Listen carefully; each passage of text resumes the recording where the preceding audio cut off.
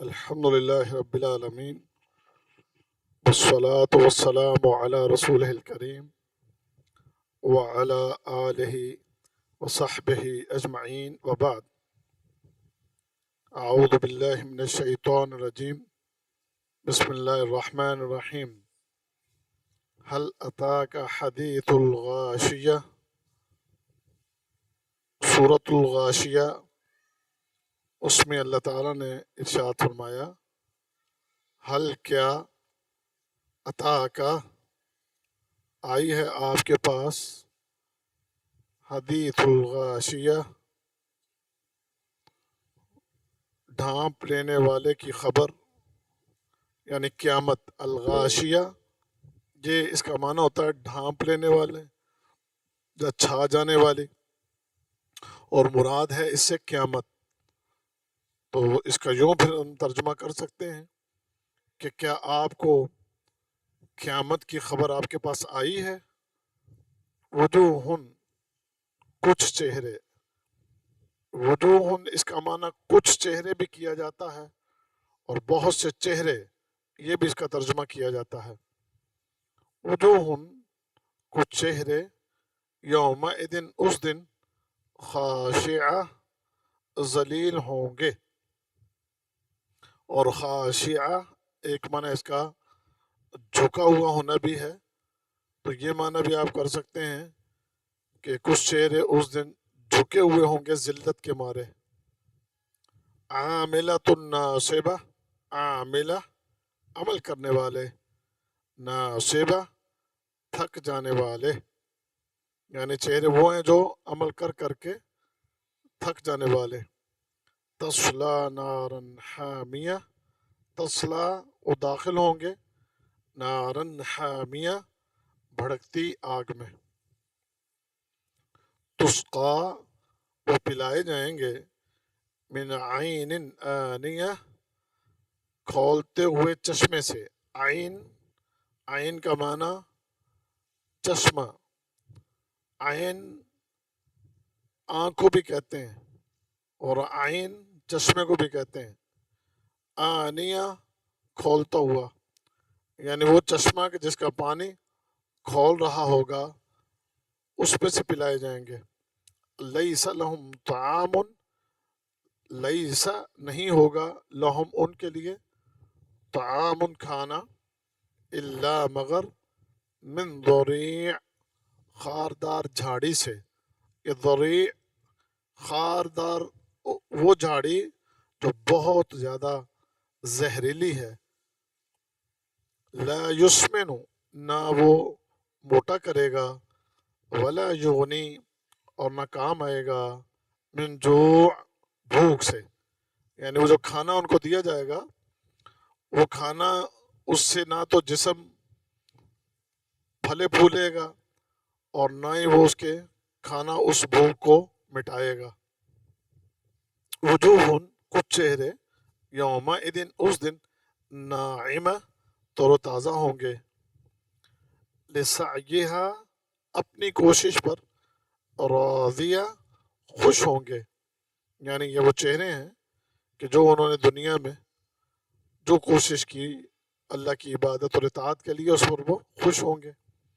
فی جنت عالیہ، فی جنت جنت میں ہوں گے، عالیہ جو کہ بلند ہے. لا تسمعوا، لا تسمعوا نہیں سنیں گے، فی ہے اس میں، لغون کوئی لغو بات، یعنی اس میں وہ کوئی لغو بات نہیں سنیں گے. اور لغو سے مراد کوئی بےہودہ بات، فضول بات. فیہا عین جاریہ، فیہا اس میں، عین ایک چشمہ ہے، جاریہ جاری ہوگا، یعنی اس میں ایک چشمہ جاری ہوگا، چل رہا ہوگا، بہہ رہا ہوگا. فیہا اس میں، سرر تخت ہوں گے، مرفوع اونچے اونچے، یعنی بلند و بالا تخت ہوں گے. وَأَكْوَابٌ اور آب خورے. آب خورے ایسے کپ ہوتے ہیں کہ جن کی پکڑنے والی دستی نہیں ہوتی. جیسے یہ گلاس ہمارے ہوتے ہیں اور ان گلاسوں میں ہم پانی پیتے ہیں جن کے اس کی دستی نہیں ہوتی، تو اس طرح کے وہ کپ ہوں گے.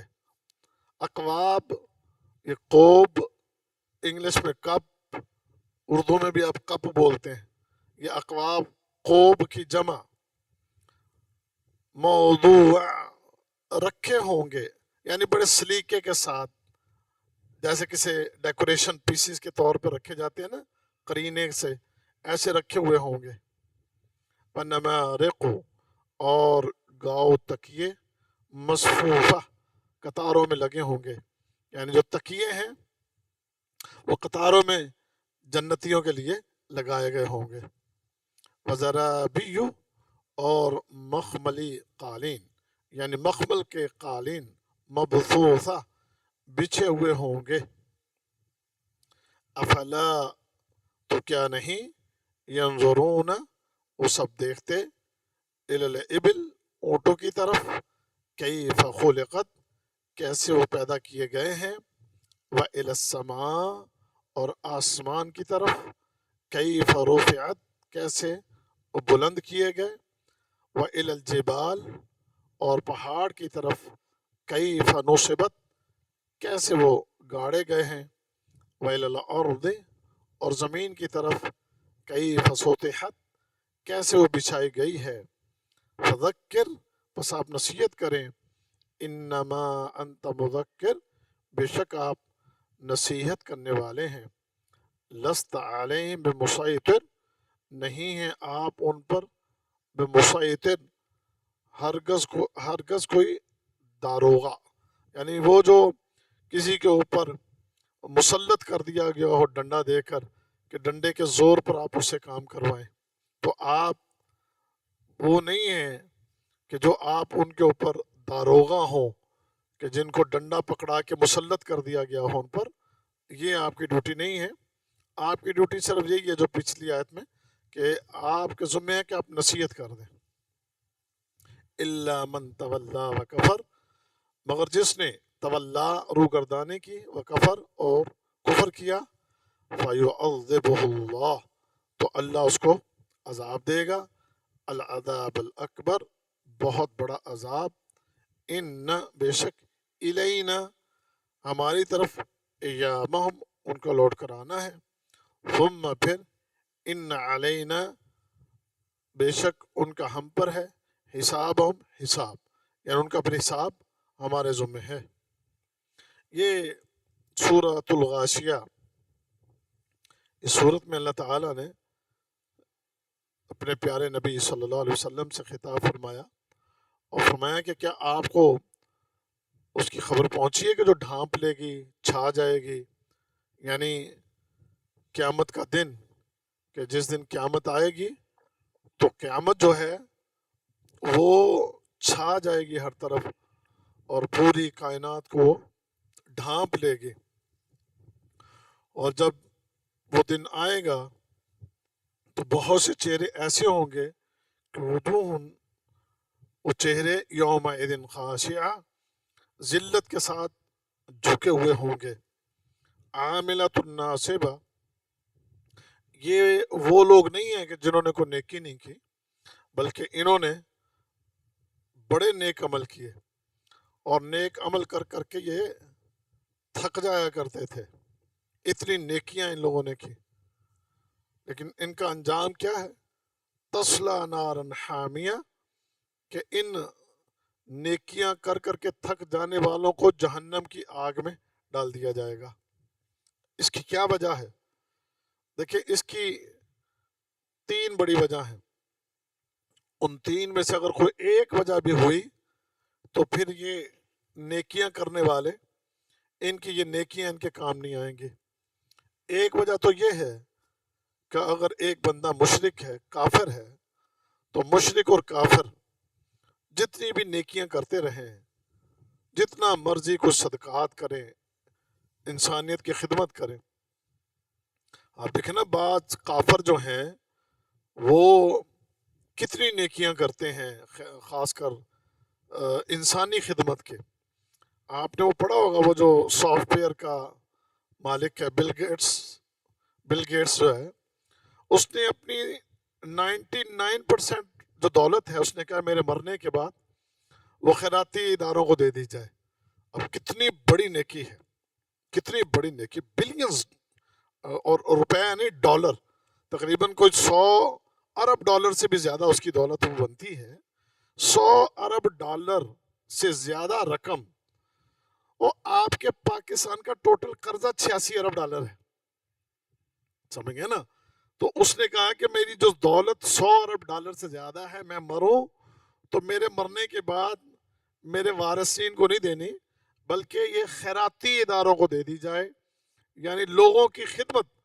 اب کتنی بڑی اس کی یہ بظاہر نیکی ہے، لیکن کتنی بڑی بدقسمتی ہے کہ اگر مرنے سے پہلے اس کو کلمہ نصیب نہ ہوا. ویسے ہم دعا کرتے ہیں اگر اللہ چاہے تو اس کو نصیب ہو جائے کہ اتنی بڑی نیکی اس کے کام آ جائے گی، لیکن اگر وہ ایسے ہی مر گیا تو یہ اتنی بڑی نیکی اس کے کام آنے والی نہیں ہے. تو اتنا بڑا عمل، لیکن اگر کفر کے ساتھ مر گیا تو اس کافر کے وہ 100 ارب ڈالر جو ہے، 100 بلین ڈالر سے زیادہ کی رقم اس کے رائی کے دانے کے برابر بھی کام نہیں آنے والی. اور کہاں ایک بندہ مومن وہ ایک کھجور بھی اللہ کی راہ میں صدقہ دے دے تو الحمدللہ وہ اس کے لیے احد پہاڑ کے برابر، صدقہ کرنے کے برابر جو ہے وہ بن جاتی ہے. لہذا کفر اور شرک یہ اگر ہوا تو اتنا بڑا عمل بھی اس کے کام نہیں آئے گا. دوسرا کہ انسان نیکیاں کرے اور کر کے اس کے عوض دنیا میں شہرت اس کا خواہش مند ہو، ریاکاری کرتا ہے، لوگوں کو دکھانے کے لیے عمل کرتا ہے، ریاکار ہے. تو ایسے ریاکار اور دکھاوا کرنے والے کی کوئی نیکی بھی اللہ قبول نہیں کرتا کہ جو لوگوں کو دکھانے کے لیے نیک عمل کرے. تو ایسے عمل چاہے وہ کر کر کے تھک ہی کیوں نہ جائے، اور بہت بڑی بڑی نیکیاں جیسے حج ہے. اب حج کے لیے 10-12 لاکھ روپیہ لگتا ہے، پھر اس کے بعد 25-30 دن کا وہاں پر بڑا مشقت والا وہاں کا اس کا قیام ہے. تو اب اتنی بڑی محنت، اتنی مشقت، لیکن یہاں سے نکلتا ہے تو فوٹو سیشن ہو رہے ہیں، ڈھول بج رہے ہیں، اور بڑی جناب لوگوں کے اندر وہ تعریفیں کروائی جا رہی ہیں، اور وہاں پہنچ کے بھی جناب موبائل ہی چل رہے ہیں، فوٹو سیشن ہو رہے ہیں، اور لوگوں کو بتایا جا رہا ہے کہ میں حج پہ پہنچ گیا ہوں. تو یہ ساری محنت اس کی وہ ضائع ہو جائے گی. کیوں؟ اس کی رجاکاری کی وجہ سے. اور تیسری چیز ہے کہ اگر انسان نیکیاں کرے لیکن ان نیکیوں کو نبی کریم صلی اللہ علیہ وسلم کے سنت طریقے کے مطابق نہ کرے. جو طریقہ ہمیں اسلام نے سکھایا ہے، وہ طریقہ جو اللہ کے نبی صلی اللہ علیہ وسلم نے ہمیں سکھایا ہے، اگر آپ اس طریقے کو چھوڑ کے اپنے طریقے کے مطابق نمازیں پڑھیں گے تو پھر آپ کی نمازیں وہ اللہ کے ہاں کوئی درجہ نہیں رکھتی. آپ کے روزے، آپ کا حج، آپ کی قربانی، آپ کے صدقے، آپ کے نفلی عبادات، ایک ایک عبادت اس میں اگر نبوی رنگ نہ ہوا، وہ سنت طریقے کے مطابق نہ ہوا، تو وہ نیکیاں بھی آپ کے کسی کام نہیں آنے والی. اب آپ کی نمازیں کیا ہیں؟ یہ جی حنفی نماز ہے، یہ جی شیعہ کی نماز ہے، یہ جی اہل حدیث کی نماز ہے. تو یہ نمازیں اگر آپ کی اللہ کے رسول کے طریقے کے مطابق ہوئیں تو اس کا اجر ہے، اور اگر اس طریقے سے ہٹ کر ہیں تو پھر یہ نمازیں آپ کے لیے فائدہ مند ثابت نہیں ہوں گی، بلکہ یہ الٹے گلے پڑ جائیں گے. تو عبادت میں آپ طریقہ اختیار کریں گے کس کا؟ محمد رسول اللہ صلی اللہ علیہ وسلم کا. اب اگر یہ 3 شرطیں آپ کے نیک اعمال میں، اٹھا دے، چھوڑ دے اس کو، چھوڑ دو، چھوڑ دو. 3 باتیں جو ہے نا، اگر آپ کے نیک اعمال میں، تو چھوڑ دے، نیک اعمال میں چست ہو کے بیٹھے قرآن، ایکٹیو ہو کے، نوجوانہ طرح، سمجھ گئے نا. آپ کو بڑھا بندہ تڑے سے بیٹھا ایکٹیو ہو کے بیٹھا ہے، تو تسی جناب نوجوان ہو گئے تھے، انج مار کے سوندے بھی پے ہو۔ تو میں عرض کر رہا ہوں کہ دیکھیں نا اتنا بندہ درس بھی بھول جاتا ہے، گل کی کر رہے ہیں کی نہیں کر، توجہ پھر بندے کی طرف چلی جاتی ہے، توجہ نہیں رہتی۔ اللہ اکبر۔ میں یہ عرض کر رہا تھا کہ ان تین چیزوں میں سے اگر کوئی ایک چیز بھی آپ کی درست نہیں ہے آپ کی عمل کرتے ہوئے، تو آپ اپنے عمل ضائع کر بیٹھیں گے، اور سزا کتنی بڑی ہے۔ فرمایا کہ قیامت کے دن ایک تو ذلت کے مارے ان کے چہرے جھکے ہوئے ہوں گے، اور دوسرا کیا ہوگا، ان کو اٹھا کر اللہ تعالیٰ جہنم کی آگ میں پھینک دے گا، اور پھر کیا ہوگا، سزا در سزا ان کو کھولتے ہوئے چشموں سے پانی پلایا جائے گا۔ اب یہ کھولتا ہوا کتنا کھولتا ہوا ہوگا، اگر آپ کبھی ہنڈیا میں پانی ڈال کے نیچے تیز آگ چلا دیں تو کس طرح پانی کھول رہا ہوتا ہے۔ اگر یہ پانی کسی کے جسم پر ڈال دیا جائے تو وہ کھال کو ادھیڑ کے رکھ دے گا۔ تو یہ پانی ان کو پینے کے لیے دیا جائے گا، یعنی نہیں کہ ان کے جسم پر ڈالا جائے، بلکہ ان کے منہوں کے اندر ڈال کے ان کے جسموں کے اندر ڈالا جائے گا۔ تو جیسے بعض روایات میں آتا ہے کہ جب ان کو پینے کے لیے دیا جائے گا، یہ پانی ان کے جسم کے اندر کے مواد کو گال وہ جو ہے نا اس کو پگھلا کے اس کے جسم کے پچھلے حصے سے نکال دے گا اس کو۔ اتنا گرم پانی ہوگا وہ والا جو اس کو پینے کے لیے دیا، اندر کا جتنا اس کے گوشت کو، اس کی ہڈیوں کو، اس کی انتڑیوں کو یہ پانی پگھلا دے گا، اور پگھلا کے اس کے پیچھے سے سارے بطور گند اس کو نکال دے گا۔ ایسا گرم پانی ہوگا۔ لیس لہم طعام، اور کھانے کو بھی کچھ نہیں ہوگا، اگر کچھ کھانے کو مانگیں گے الا من ضریع۔ السلام علیکم۔ ہاں جی، وعلیکم السلام۔ آپ کے گھر پہ نیٹ بہت چل رہا ہے۔ بیٹا ہمارا تو نیٹ بہت ٹھیک چل رہا ہے، آپ کے نیٹ میں مسئلہ ہوگا، آپ اپنا نیٹ دیکھیں، ہمارا نیٹ بالکل ٹھیک چل رہا ہے۔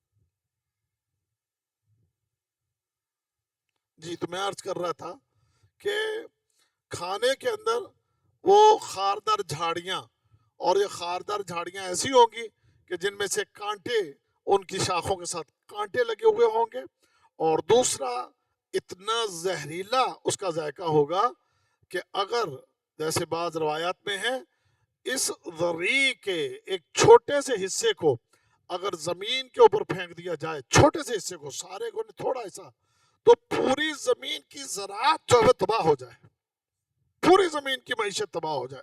اتنا زہر ہے اس کھانے کے اندر کہ جو اس جہنمی کو، اس مجرم کو کھانے کے لیے دیا جائے گا۔ لا یسمن ولا یغنی من جوع، یہ نہ تو کھانا ان کے جسم کو موٹا کرے گا، اور نہ یہ کھانا ان کے بھوک کو مٹائے گا۔ ایسا یہ خوفناک معاملہ ہے۔ میں یہاں رک کر ایک بات آپ کو سمجھانا چاہتا ہوں، آپ کو آن لائن ادھر بھی جتنے میں آپ کو نصیحت کرنا چاہتا ہوں، آپ کو اور ہمیں اندازہ نہیں ہے مرنے کے بعد کی سزائیں کتنی سخت ہیں، کتنی خوفناک اور کتنی ہولناک ہیں۔ یہ اتنی سخت سزا ان کو مل رہی ہے جو نیک عمل کرتے تھے، جو نیک عمل کرتے تھے، لیکن نیک عمل کرنے میں ان سے کچھ ایسی غلطیاں ہوئی ہیں، ایسے ان کے معاملات ہوئے ہیں کہ جن کی وجہ سے وہ نیک عمل ان کے برباد ہو گئے۔ اب دوسری طرف وہ ظالم جو نیکی کرتے نہیں ہیں، اس کا کیا انجام ہوگا آپ تصور نہیں کر سکتے۔ ہمیں چونکہ ہم پڑھتے نہیں نا، اگر آپ اللہ کے قرآن کو ترجمے کے ساتھ اور تفسیر کے ساتھ پڑھا کریں تو اللہ کی قسم یہ قرآن انسان کو الٹے راستوں سے، بھٹکے ہوئے راستوں سے روک کر اس کو سیدھی راہ پر چلا دیتا ہے۔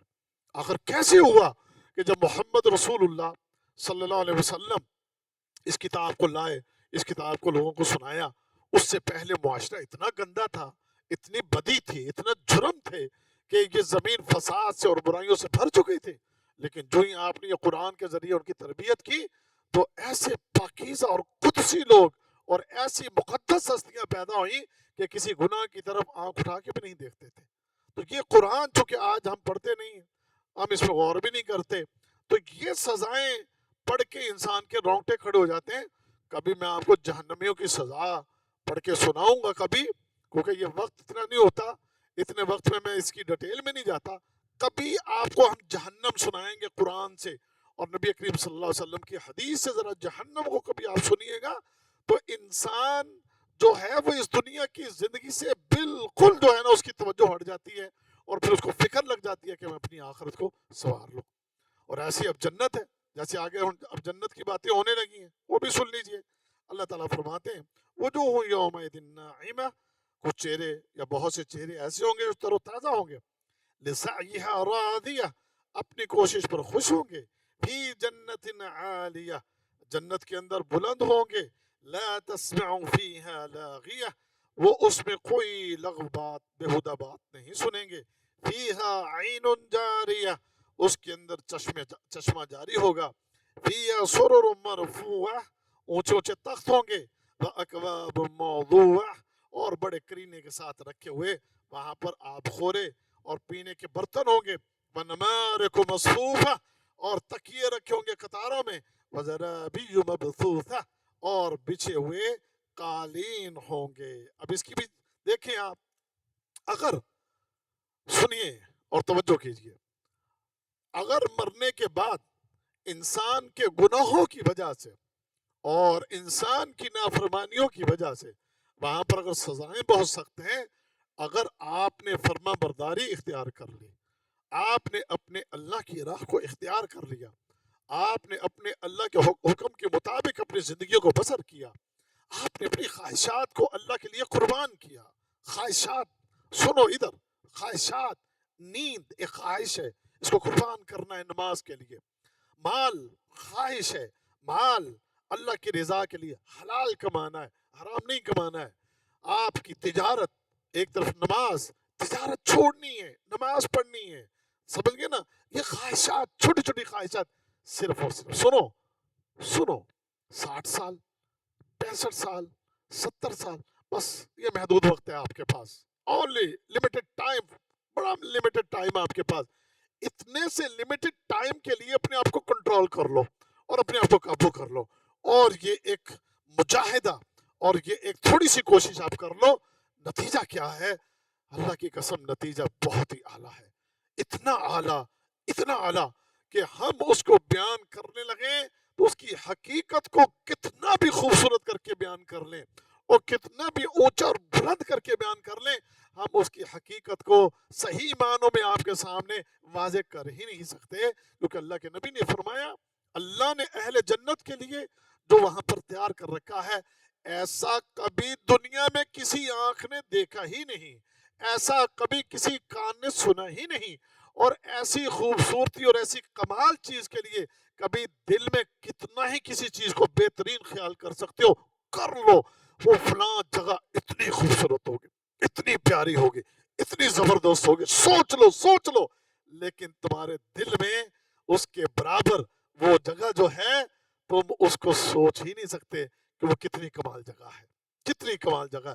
دیکھو نا، پہلی بات تو یہ کہ آپ کو وہاں پر جا کے آپ کی عمر، ایک ہی عمر 30 سال کی آپ کی عمر آپ کو دے دی جائے گی. آپ کی خواتین جو آپ کو دی جائیں گی، بیویاں آپ کی، وہ بھی 30 سال کی. اب کمال وہاں پر عمر برابر، حسن ہوگا، خوبصورتی ہوگی، اور کمال کی اللہ کی نعمتیں ہوں گی وہاں پر. یہ 30 سال آپ کے کبھی 31 سال نہیں بنیں گے، چاہے آپ کو جنت میں آئے ہوئے 1 کروڑ سال بھی گزر جائے، آپ کے 30 کے 30 ہی رہیں گے. اور آپ کی خوبصورتی جو ہے اس کے اوپر کبھی سلوٹیں نہیں آئیں گی، کبھی یہ رنگ کالے نہیں ہوں گے، کبھی آپ کے حسن کو زنگ نہیں لگے گا، اور کبھی بھی آپ کا حسن خراب نہیں ہوگا. آپ کی صحت ہے، آپ کی جیسی صحت آپ کو پہلے مل گئی، یہ صحت کبھی ڈاؤن نہیں ہونے لگی. آپ جنت میں کبھی سر درد بھی نہیں ہوگا، کبھی ایک کانٹا بھی نہیں لگے گا. آپ کو جنت کے اندر کبھی رفع حاجت کی ضرورت بھی پیش نہیں آئے گی. جو کھاؤ گے پیو گے ڈکارو گے، بس ڈکارنے کے ساتھ ہی جناب سب کچھ ہضم ہو جائے گا، اور کچھ نکلنا بھی ہے تو وہ پسینے کی شکل میں آپ کے جسم سے نکل جائے گا. اور پسینہ بھی ایسا ہوگا کہ جس کی خوشبو کستوری کی خوشبو کی طرح ہوگی. یہ دنیا کے گندے پسینے، بدبودار پسینے کی طرح وہ نہیں ہوگا. کیا کمال ہے. اور میں نے جیسے کہا نا، کبھی ہم سے جہنم سننا، اور اللہ کی قسم کبھی ہم سے تم جنت سننا، آپ کو جنت سنائیں گے اللہ نے چاہا تو انسان کا دل باغ باغ ہو جاتا ہے. دل کردا جدو بندہ جناب جنت دیا نعمتیں پڑھتا اللہ سانو ہوڑے جنت لے چل پھر. ہاں؟ پھر یہ دنیا کی زندگی سے جناب دل ہی اچاٹ ہو جاتا ہے. کیا ہے دنیا کی زندگی؟ ابھی آپ ہنس رہے ہو، تھوڑی دیر کے بعد آپ کو رونا بھی پڑ سکتا ہے. آپ کو دنیا میں تھوڑی دیر کے اندر اگر سکھ ملا ہے تو اس کے بعد دکھ بھی آنے والا ہے. آپ آج نوجوان ہیں تو کل کو آپ میری طرح چٹے والوں والے اور جناب بابا جی کی طرح بڈھے ہو جائیں گے، میری طرح بھی بڈھے ہو جائیں گے آپ.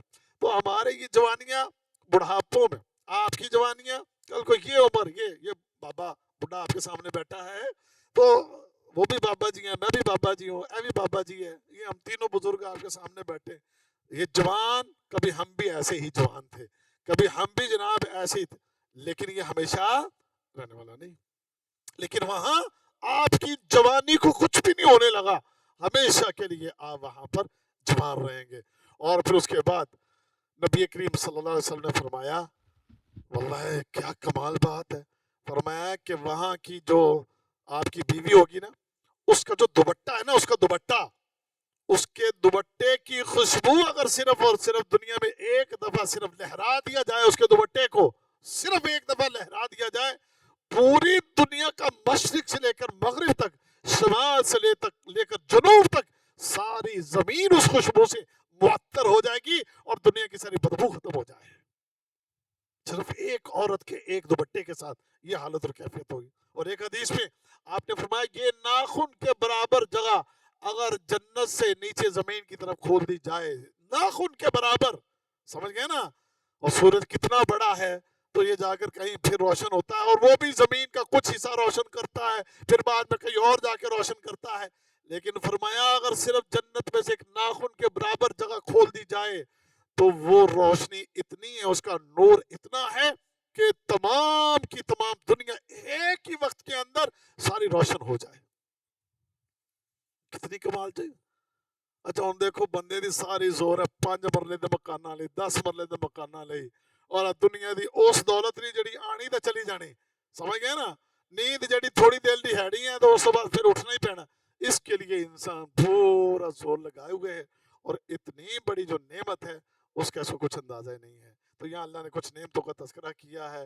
ان کے چہرے وہاں پر جو ہے تر و تازہ ہوں گے، ان کے لیے وہاں پر جو ہے نا تکیے لگے ہوں گے، ان کے لیے قالین بچھے ہوئے ہوں گے، اور ان کے لیے پینے کے لیے آپ خورے ہوں گے، اور بھی بہت کچھ ہے انشاءاللہ، باقی پھر کبھی ہم بیان کریں گے. اگلی آیت میں اللہ تعالیٰ نے فرمایا افلا ينظرون الى الابل كيف خلقت والى السماء كيف رفعت والى الجبال كيف نصبت والى الارض كيف سطحت. اب یہ اللہ نے لوگوں کو جو اللہ کی قدرت میں شک کرنے والے، اللہ کے احکام اس سے روگردانی کرنے والے، اللہ نے ان کو ایک دعوت فکر دی ہے کہ تم ذرا میری اس دنیا کی مخلوق کے اندر ذرا غور کرو کہ اللہ کیسا قادر ہے، کیسی اس کی قدرت ہے، کیسی اس کی طاقت ہے.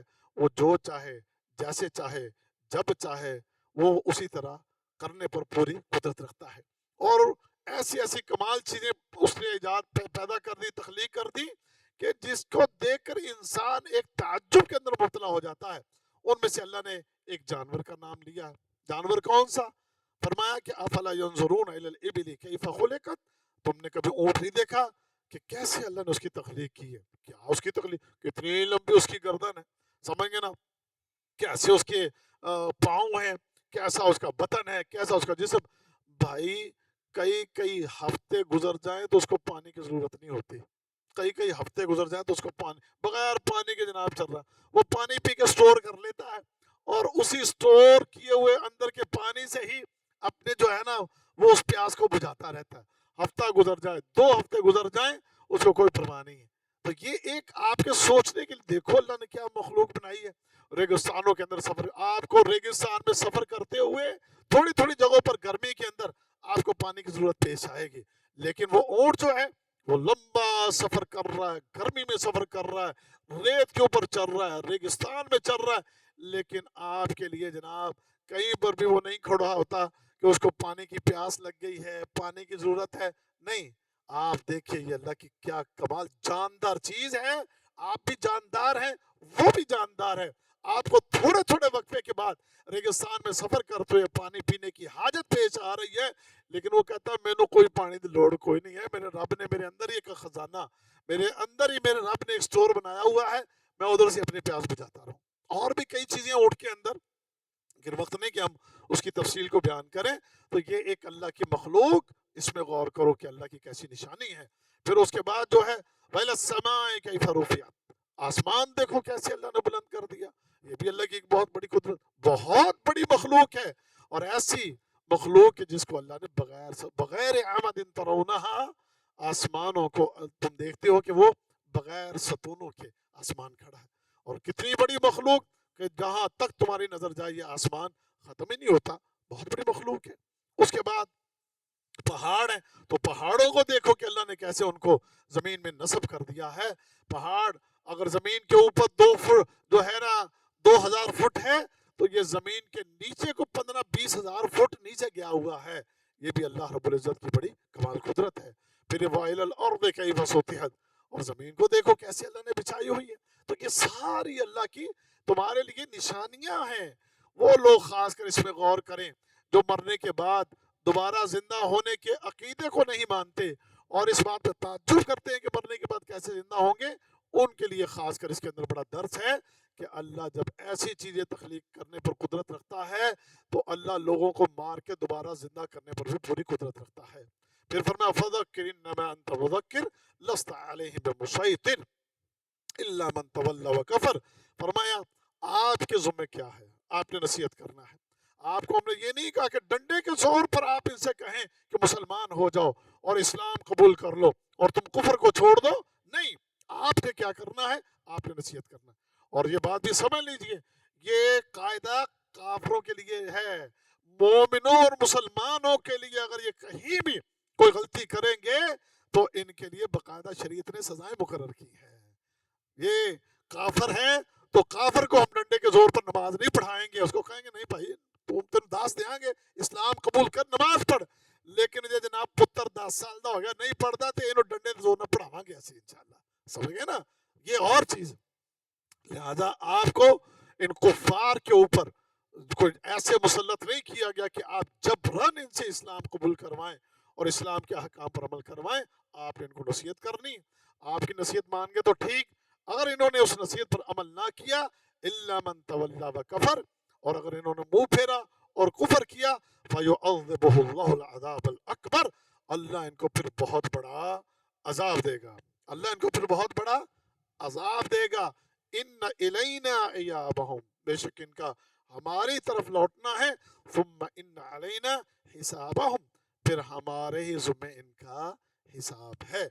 دنیا میں آپ ان کو سمجھا دیں، مان جائیں، سمجھ جائیں تو ٹھیک، نہیں تو پھر انہوں نے میری طرف لوٹنا ہے اور اس دن پھر میں ان سے حساب لے لوں گا۔ یہ آپ کی صورت مکمل ہوئی، الحمدللہ۔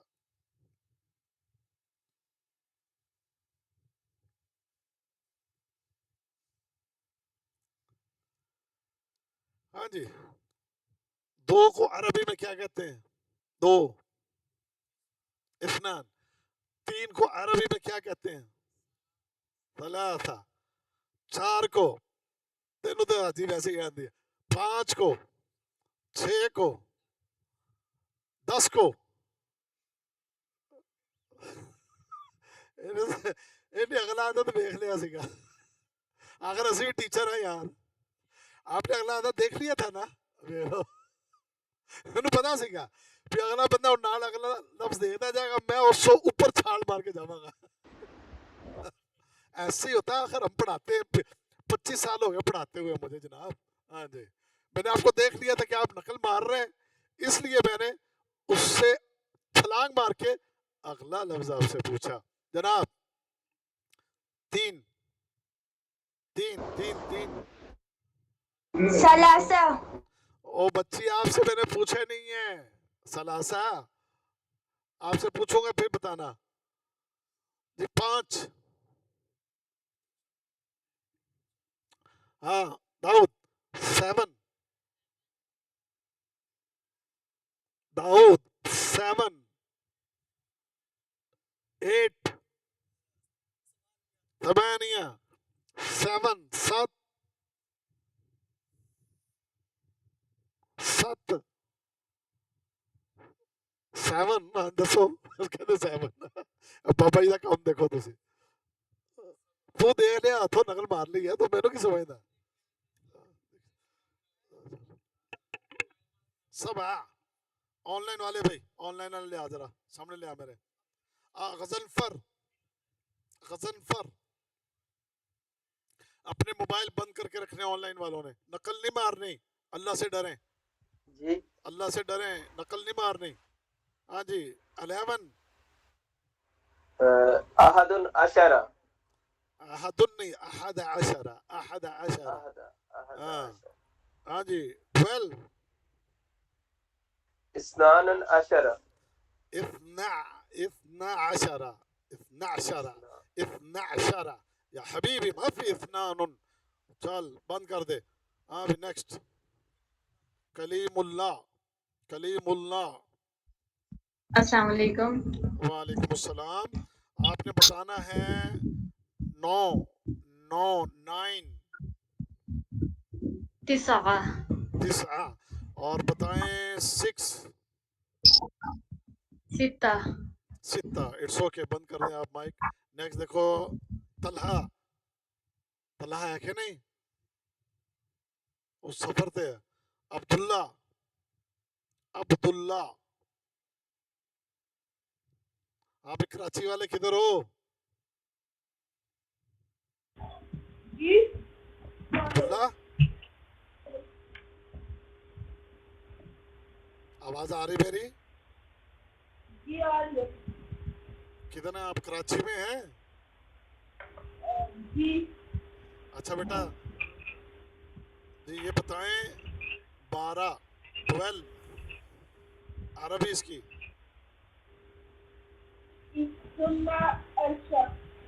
इतना अशरा हाँ ये बताएं 16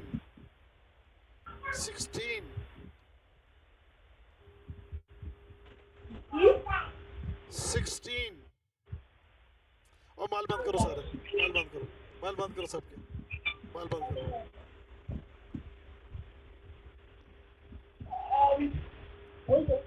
जी बेटा बताएं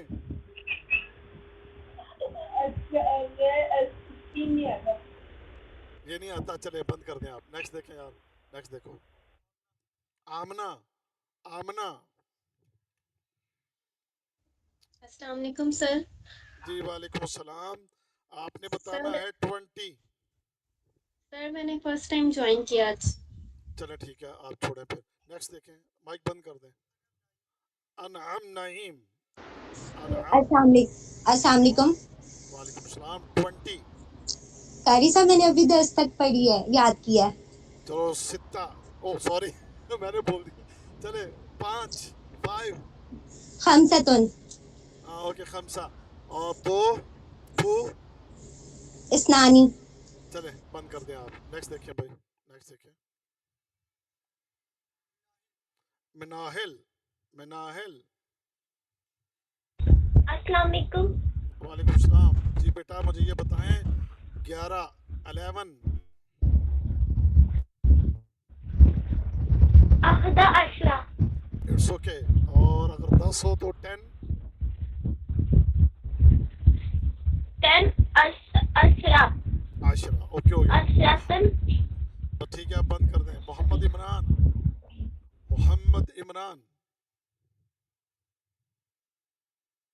मोहम्मद इमरान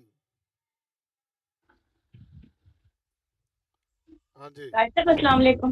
वालेकुम सलाम अच्छा बेटा आपने मुझे बताना है कि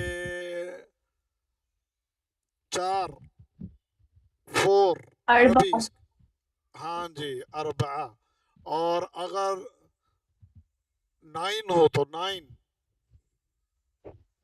तिस्आ इट्स ओके माइक बंद कर दें शाबाश एक अद्धा और देख लो मुस्फिरा मुस्फिरा मुस्फिरा वालेकुम सलाम जी बेटा आपने बताना है 10 10 10 عشرة 10 عشرة آپ نے بالکل صحیح جواب دیا. اور 7 7 ہاں جی سبعة جی بیٹا 7 سبعة 7 بالکل جواب درست سے. بند کر دے, بند کر دے مائک آپ اپنا. It's okay. 11 11 11 12 12 یہ اتنے والی بولی ہے, یہ کتابی بولی نہیں ہے. 13 کوئس 14 موبائل ادھر آ گیا اصل میں. اللہ کے بندے ویلے, کام بھی کوئی نہیں, امتحان بھی آپ کا ختم ہو گیا, پھر بھی یاد نہیں کیا آپ نے. ہاں جی 15 very good. 19 20 20 stone. It's okay. چلے جی نیکسٹ اگلا سبق. موبائل پکڑ لیں اپنے, یاد کیا کریں. بارے زیادہ تر یاد ہے سب کو ماشاءاللہ, بہت اچھے. گڈ. آج میں نے آپ کو ایک نیا سبق پڑھانا ہے. یہ سبق ہے اشارہ بعید. پہلے ہم نے پڑھا ہے اشارہ قریب. اشارہ قریب کیا تھا کہ کسی بھی قریب کی چیز کو اس کی طرف اشارہ کرنے کے لیے آپ ہاذا, ہاذہ مذکر کے لیے, ہاذا مؤنث کے لیے ہاذہ, اور تثنیہ اور جمع اس کے الگ الگ سیغے وہ ہم پڑھ چکے. آج ہم آپ کو بتا رہے ہیں کہ دور کی چیز کے لیے کیا استعمال ہوتا ہے. کہ دور کی چیز کی طرف اشارہ کرنا ہو تو آپ کیا استعمال کریں گے. جیسے اردو میں نزدیک کی چیز کے لیے یہ موبائل, اور دور کی چیز کے لیے وہ موبائل. لفظ وہ دور کی چیز کی طرف اشارے کے لیے استعمال ہوتا ہے, اور یہ قریب کی چیز کے لیے استعمال ہوتا ہے. اور آپ کی اردو میں, انگلش میں, باقی زبانوں میں مذکر مؤنث کا, تثنیہ کا ایسا کوئی وجود نہیں ہے. جمع کا بعض لغت میں, جیسے انگلش کے اندر جمع کی دور کی چیز کے لیے ڈیفرنٹ ہے. جیسے کہ دیٹ انگلش کے اندر وہ, that car, that boy, that girl. That دور کی چیز کی طرف اشارے کے لیے دیٹ سنگل کے لیے یوز ہوتا ہے. اور اگر وہ جمع کے لیے استعمال کریں تو پھر کیا استعمال کرتے ہیں. آپ بڑے انگلش پڑھے ہوئے بھی ہیں یہاں پر, کیا استعمال کرتے ہیں آپ. دوز. کیا استعمال کرتے ہیں, دوز. تو وہ تثنیہ نہیں ہے, اس میں تثنیہ نہیں ہے, اس پہ سنگل اور آپ کا پلورل. تو یہ کیا ہے کہ آپ کی جو عربی زبان ہے اس میں واحد, تثنیہ, جمع تینوں کے لیے الگ استعمال ہوگا. اور لفظ جو ہے وہ دیٹ اس کے لیے استعمال ہوگا ذالک, اور مذکر کے لیے. باقی لغت میں جیسے میں نے عرض کیا مذکر مؤنث کا کوئی فرق نہیں ہے, لیکن عربی کے اندر یہ فرق کرنا ہوتا ہے کہ مذکر کے لیے ذالک اور مؤنث کے لیے تلک. مؤنث کے لیے تلک. یہ آپ کو میں نے آج یہ بھیجا ہوا ہے, یہ آپ اپنے موبائلوں کے اندر اس کو دیکھ سکتے ہیں. ٹھیک ہے نا. اشارہ بعید, اس میں میں نے یہ آپ کو آج موبائل میں بھیج دیا تھا. تو پہلا ہم مذکر پڑھ رہے ہیں. مذکر واحد کے لیے ذالک, ذالک, ذالک الکتاب, ذالک الکتاب, الف لام میم, ذالک الکتاب لا ریب فیہ ھدی للمتقین. آتا ہے نا ذالک الکتاب, اور پڑھی ہے نا. کون سی آیت ہے یہ, قرآن کی پہلی آیت, قرآن کی پہلی. ذالک الکتاب, سمجھ گئے نا. اچھا, تو ذالک ایک کے لیے اور مذکر کے لیے. یہ تو پتہ لگ گیا نا, کتاب تہاڈی عربی چ مذکر ہے اور تہاڈی زبان چ مؤنث ہے. اوکے, تو ذالک رجل, ذالک ولد, ذالک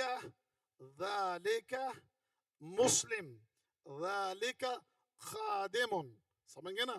یعنی وہ خادم کا معنی ہوتا ہے نوکر، وہ نوکر، وہ ذالک رجل وہ آدمی ہے، ذالک ولد وہ لڑکا ہے، سمجھ گئے نا؟ اچھا اب آ جائیں، لڑکی ہے وہاں پر کھڑی تو تلک بنت، تلک تلک بنت، تلک طالبۃ، تلک عاملۃ، تلک تلک عالمۃ، اور تلک امرأۃ، سمجھ گئے؟ تلک سیارۃ، تلک طیارۃ. تو جو مؤنث آئے گا اس کے لیے جہاں آپ وہاں پر حاضے ہی لگاتے رہے ہیں یہاں آپ تلکا لگائیں گے. وہاں مذکر کے لیے جیسے آپ حاضہ لگاتے رہے ہیں اور دور کے لیے ذالکا لگاتے رہیں گے آپ. بس یہ یاد رکھنا ہے، ذالکا اور تلکا. ذالکا مذکر کے لیے، تلکا مؤنث کے لیے. اب میں آپ سے سوال کرنے لگا ہوں، جواب آپ نے دینے ہیں، ایکسرسائز میں نے آپ کی کروا دی. ہاں جی پا جی یہ جواب دیجئے. مذکر ہے، آپ نے کہنا ہے کہ وہ مسلمان ہے، وہ مسلمان، مسلمان کے لیے مسلم. تو آپ جملہ بنائیں اس کا، کیا کہیں گے آپ؟ ذالک مسلم، وہ ایک مسلم عورت ہے. پورا تلک مسلمہ، تلک مسلمہ، سمجھ گئے نا؟ اور اسی طریقے سے صدیق، صدیق کو استعمال کرے، دوست، وہ تلک صدیق. جملہ ٹھیک ہے میرا؟ تلک صدیق، تلک صدیق. ایسا ٹھیک کہہ رہے ہیں، لگے میرے پیچھے پہ آگے. تلک صدیق، میں صحیح کہہ رہا نا؟ تو میرا ساتھ دے دے، سارے میرے خلاف ہو گئے. اچھا تلک صدیق، تلک صدیق، جملہ ٹھیک ہے میرا؟ کیا ٹھیک ہے؟ ٹھیک کریں اس کو. ہاں جی ذالک صدیق، ذالک صدیق. اوکے ہاں جی. خادمتن عورت ہے، لگائیں، کیا لگائیں گے ساتھ؟ تیرے کو پوچھا میں انہوں اشارہ کرتا پیا. تلک خادمتن، تلک خادمتن. چلے اب ہے اس کا جو تثنیہ وہ ہے مذکر میں ہے ذانکا. مذکر میں کیا ہے؟ ذانکا، ذانکا ولدان، ذانکا خادمان، ذالکا، ذانکا کتابان. سمجھ گئے نا؟ تو تثنیہ استعمال کریں گے دو چیزوں کے لیے. اور تانیکا، تانیکا، تانیکا دو مؤنث کے لیے. تانیکا سیارتانی، تانیکا بنتانی، تانیکا امرأتانی، تانیکا عالمتانی، تلک عاملتانی. عاملہ اور عالمہ دونوں الگ لفظ ہیں، سمجھ گئے نا؟ تو تانیکا، تانیکا کس کے لیے؟ مؤنث کے لیے. اور جمع میں تو ہمیں ٹینشن ہی کوئی نہیں ہے، جیسے مذکر میں نہیں تھی ادھر میں اسم اشارہ قریب میں نہیں تھی، ادھر ہا اولائے مذکر کے لیے بھی مؤنث کے لیے بھی ہا اولائے. اور جناب ادھر بھی ٹینشن ہی کوئی نہیں، اولائکا مذکر کے لیے اور مؤنث کے لیے بھی اولائکا.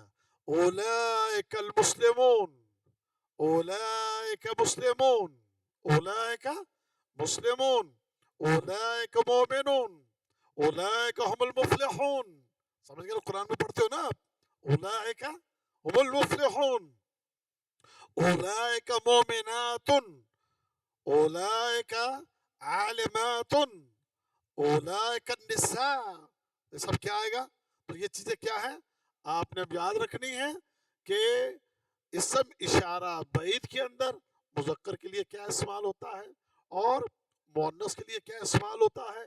واحد اور تثنیہ اس میں ڈفرنس ہے، لیکن جمع میں کوئی فرق نہیں ہے. بڑا آسان سا سبق ہے.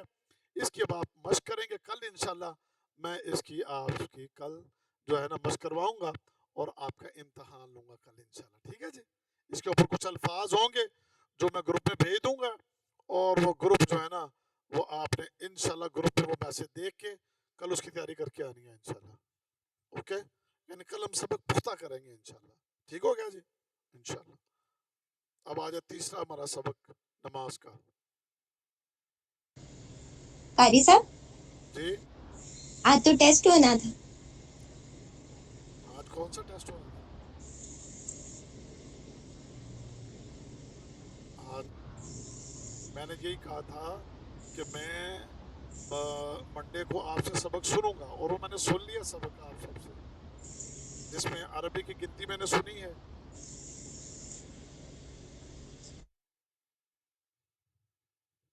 ہاں جی یہ جی نماز. اب نماز میں آپ کو ہم نے رکوع میں جانے تک کی بات بتائی تھی آپ کو. ٹھیک ہے نا. تو رکوع میں جب جانا ہے تو اس میں آپ کی کیفیت کیا ہو. آپ کی کمر اور آپ کی پیٹھ جو ہے سر سے لے کر پوری کمر پیٹھ آپ کی ایک برابر ہونی چاہیے. آپ کا سر سے لے کر پیچھے پوری پیٹھ ایک برابر جھکی ہوئی ہو. اگر کوئی پانی کا کپ بھر کے آپ کی کمر پہ رکھ دے تو اس میں سے پانی نہ گرے. ایسا بیلنس ہو آپ کی کمر کا. سمجھ گئے نا. ایسی اسٹریٹ بالکل. یہ رکوع ہے.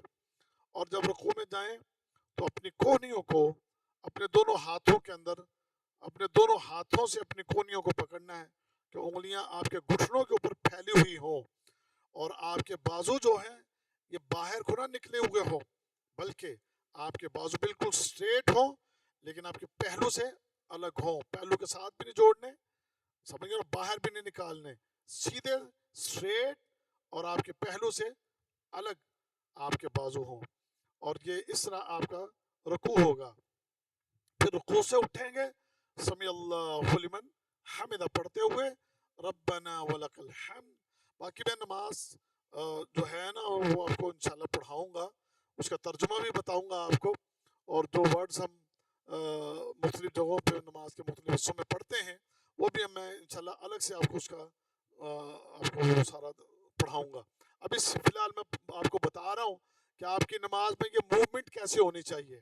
تو اس کے بعد آپ رکوع سے کھڑے ہو گئے رفع الیدین کرتے ہوئے. جب سمی اللہ لمن حمدہ تو رفع الیدین کرنے کا طریقہ یہی ہے کہ اپنے ہاتھوں کو اپنے کندھوں تک یوں لے کر آنا کہ آپ کی یہ انگلیاں آپ کے کانوں کے لو تک آ رہی ہوں اور آپ کے یہ ہاتھ آپ کے کندھوں کے برابر ایسے آ رہے ہوں. اور سیدھے لا کر ایک دفعہ جیسے یہاں لا کر آپ کھڑا کرتے ہیں ایک دفعہ ایسے جھٹکا نہیں مارنا. تو ایک دفعہ یوں اپنے یہاں پر تک اپنے ہاتھوں کو کندھے اور کانوں کے لو تک لانا اور ایک لمحے کے لیے یہاں پر رکنا اور اس کے بعد اپنے ہاتھوں کو نیچے لے آنا. اب یہ آپ رکوع سے کھڑے ہو گئے. اب اس کے بعد آپ سجدے میں جائیں گے. تو سجدے میں جانے کے لیے کیا ہے کہ آپ سجدے میں جاتے ہوئے اللہ اکبر کہتے ہوئے سب سے پہلے اپنے ہاتھوں کو زمین پر رکھیں اور زمین پر رکھنے کے بعد اپنے ہاتھ اس جگہ پر رکھیں جہاں آپ کو سجدہ کرنا ہے اور اپنے دونوں ہاتھوں کے درمیان میں اپنے چہرے کو زمین پر رکھ دیں. اور اس میں آپ کے جسم کے 7 اعضاء وہ زمین کے اوپر ہونے چاہیے. وہ 7 اعضاء کیا ہیں؟ آپ کے 2 پاؤں 2 گھٹنے اور 2 ہاتھ. کتنے اعضاء ہو گئے؟ 6. اور 7واں اعضاء یہ ناک سے لے کر پیشانی تک یعنی پیشانی سے لے کر ناک تک یہ پورا حصہ آپ کا سجدے کے اندر زمین پر ہونا چاہیے. اگر آپ صرف پیشانی زمین پر رکھتے ہیں اور ناک زمین پر نہیں لگاتے تو یہ آپ کا 7واں عضو جو ہے یہ زمین پر نہ ہونے کی وجہ سے آپ کے سجدے کو باطل کر سکتا ہے. اس لیے آپ اپنے 7 اعضاء اپنی زمین کے اوپر جب سجدے میں ہوں تو 7 اعضاء آپ کے زمین کے اوپر ٹکے ہوئے ہوں الا کہ کوئی مریض ہے یا جیسے کوئی کرسی پر بیٹھ کے نماز پڑھنے والا اس کے لیے سجدہ کرنا ممکن نہیں ہے تو وہ ایک معذور ہونے کی وجہ سے وہ اس سے خارج ہے. لیکن جو معذور نہیں ہے جو مجبور نہیں ہے جو بیمار نہیں ہے ان کے لیے اپنے 7 اعضاء زمین پر لگانے وہ فرض ہے کہ وہ اپنے ساتھوں اعضاء زمین پر لگائے. اور جب آپ زمین پر سجدے میں پڑے ہوئے ہیں تو آپ کے یہ ہاتھوں کی انگلیاں یہ سیدھی قبلہ کی طرف ہونی چاہیے، اور آپ کے یہ دونوں ہاتھ زمین پر ایسی جگہ پر پڑے ہوں کہ آپ کے تقریباً یہ کانوں کے اور سر کے برابر آپ کے ہاتھ ہوں، نہ بالکل پیچھے اور نہ ہی سر سے آگے نکال کر ہاتھ سجدہ کرنا ہے، بلکہ ہاتھوں کے درمیان کی جگہ پر آپ سجدہ ریز ہوں گے. تو یہ سجدے میں، اور آپ کے پاؤں کی انگلیاں مڑی ہوئی ہوں سجدے میں، اور یہ کیفیت بنی ہو کہ آپ کے پاؤں کی انگلیاں مڑ کے ان کا رخ جو ہے وہ قبلہ کی طرف ہے. تو یہ سجدے کی کیفیت.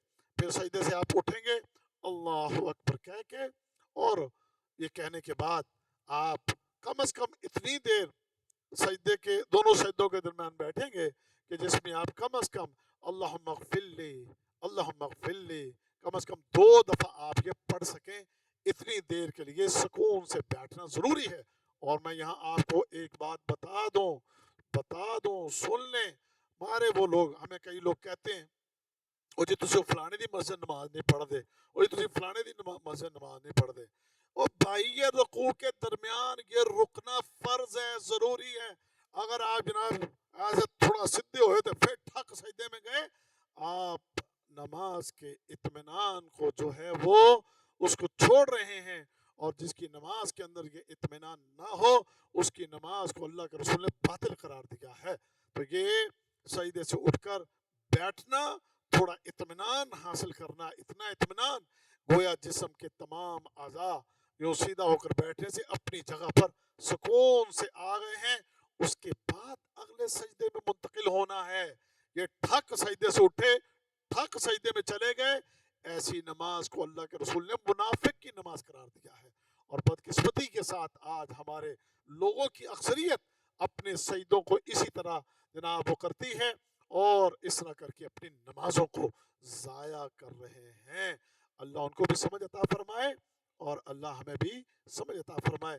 نماز میں یہ پھرتی انسان کی نماز کے لیے خرابی کا سبب ہے. تو دونوں سجدوں کے درمیان اطمینان سے بیٹھنا، اور کم از کم اتنا بیٹھنا کہ یہ 2 دفعہ اللہم اغفر لی، اللہم اغفر لی پڑھ سکیں. اس کے بعد پھر اگلے سجدے میں جائیں، اور آپ کے اگلے سجدے کی کیفیت بھی وہی ہو جو ہم نے آپ کو بتائی ہے. اب 2 سجدے آپ کے ہو گئے، اب دونوں سجدوں سے اٹھ کر آپ نے دوسری رکعت میں جانا ہے. اس کے لیے سنت طریقہ کیا ہے؟ سنت طریقہ وہ یہ ہے کہ پہلے اٹھ کر بیٹھیں، اطمینان حاصل کریں اتنا ہی تقریباً، اور اطمینان حاصل کرنے کے بعد اپنے دونوں ہاتھوں کو زمین پر رکھتے ہوئے پھر سیدھے کھڑے ہو جائیں. یہ ہے نبی کریم صلی اللہ علیہ وسلم کا طریقہ نماز میں سجدوں سے اٹھنے کا، کہ جو کہ مسنون ہے. لیکن بدقسمتی سے یہ مسنون طریقہ بھی آج ہمارے لوگوں نے چھوڑ دیا ہے. اس کو جلسہ استراحت کہتے ہیں. اس کو کیا کہتے ہیں؟ جلسہ استراحت کہتے ہیں. کہ آپ جو ہے دونوں سجدے کرنے کے بعد بیٹھتے ہیں، اور پھر آپ اپنے ہاتھ زمین پر رکھنے کے بعد آپ اٹھ کھڑے ہوتے ہیں. اس کے بعد پھر آپ کا قیام اسی طرح ہوگا، اور اسی طریقے سے پھر آپ کی جو ہے اگلی رکعت ہوگی، اور وہ دونوں رکعت آپ مکمل کرنے کے بعد پھر آپ تشہد میں بیٹھ جائیں گے. اچھا، سجدے کے اندر ایک 2 چیزیں سچ اور بہت ضروری تھیں جو مجھے بیان کرنا چاہیے، وہ بھی سمجھ لیجئے. جب آپ سجدے کے اندر ہوں تو آپ کے دونوں پاؤں پیچھے سے آپس میں ایڑیاں ملی ہوئی ہوں. آپ کی سجدے کی حالت میں دونوں ایڑیاں آپس میں ملی ہوئی ہوں، اور سجدے کی حالت میں آپ کی یہ کونیاں زمین کے اوپر بچھی ہوئی نہ ہوں. یہ کونیاں زمین کے اوپر بچھی ہوئی نہ ہوں، زمین سے آپ کی کونیاں اوپر ہوں. اور دوسرا، آپ کی یہ کونیاں آپ کے جسم کے پہلو سے بھی نہ ملی ہوئی ہوں، اس سے بھی باہر ہوں، پھیلا کر اپنی ان کونیوں کو زمین سے باہر. صحابہ کہتے ہیں آپ اپنے بازوؤں کو سجدے کی حالت میں اتنا پھیلاتے اور باہر نکالتے کہ اگر بکری کا چھوٹا سا بچہ نیچے سے گزرنا چاہتا تو وہ گزر جاتا. سمجھ گئے نا؟ اس طرح آپ اپنے بازوؤں کو زمین پر رکھتے تھے سجدے کی حالت میں. اب ہمارے بعض بھائی جو ہیں سجدے کی حالت میں زمین کے اوپر اپنے بازو کونیوں کو رکھ دیتے ہیں، یا اپنے پہلوؤں سے جوڑ لیتے ہیں. سنیے گا، اللہ کے نبی صلی اللہ علیہ وسلم نے زمین کے اوپر اپنی کونیاں رکھ کے سجدہ کرنے والے کی تشبیہ آپ نے کتے سے تشبیہ دی ہے. آپ نے فرمایا اس طرح کتے کی تشبیہ کی شکل میں سجدہ مت کرو کہ یہ کتا جو اپنے بازوں کو زمین پر پھیلا کر بیٹھتا ہے، اس طرح سجدہ کرنے سے باز آ جاؤ، اسے منع کیا گیا ہے. لیکن ہمارے لوگ جناب، اور یہاں میں خطاب کرنا چاہوں گا اپنی بہنوں سے اور اپنی بیٹیوں سے، ان کو خاص کر ہمارے لوگ کہتے ہیں جی ان کے لیے پردہ ہے تو پردے کی وجہ سے ان کو زمین کے ساتھ لپٹ کے سجدہ کرنا چاہیے، زمین کے ساتھ چمٹ جانا چاہیے، اور زمین کے اوپر بالکل ان کو ساتھ جڑ جانا چاہیے، تاکہ جو ہے نا جی یہ ان کی جو وہ پردہ داری رہے. اور جناب شرم و حیا کا تقاضا ہے، اللہ سے بڑا شرم و حیا کو کوئی نہیں جانتا، اور محمد کریم سے بڑا شرم و حیا والا اس روئے زمین پر کسی ماں نے جنا ہی نہیں ہے. سمجھ گئے نا؟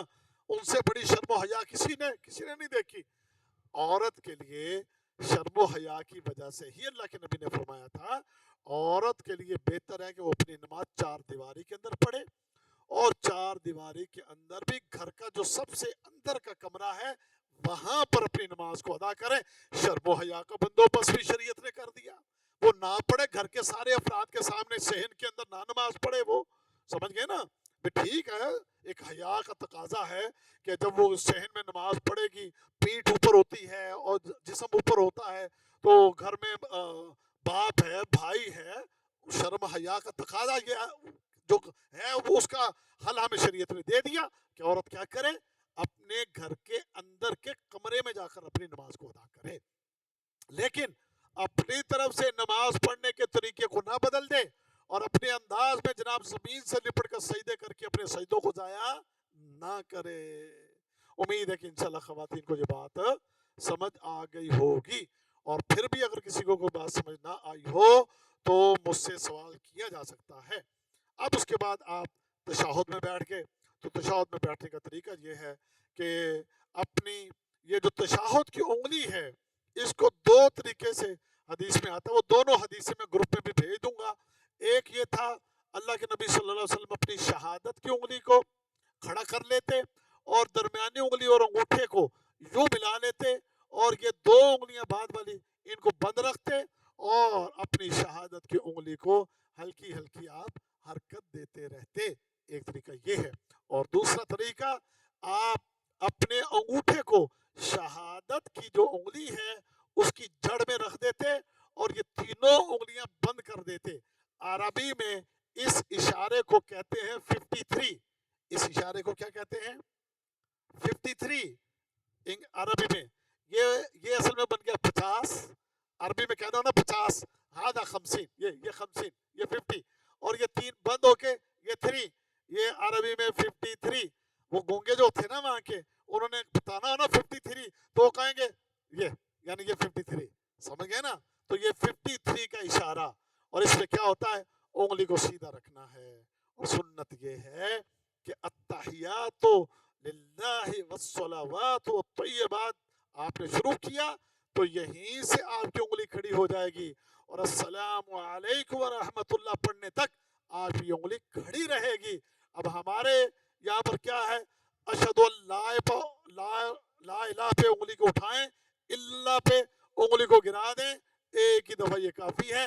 بھائیو یہ سنت کے خلاف ہے، سنت سے یہ بات ثابت نہیں ہے، بلکہ سنت یہ ہے التحیات للہ پڑھنا شروع کیا، انگلی کو ان دونوں طریقوں میں سے کسی ایک طریقے کے مطابق اٹھا لیا جائے، اور السلام علیکم ورحمۃ اللہ تک اس کو اٹھا کے رکھا جائے.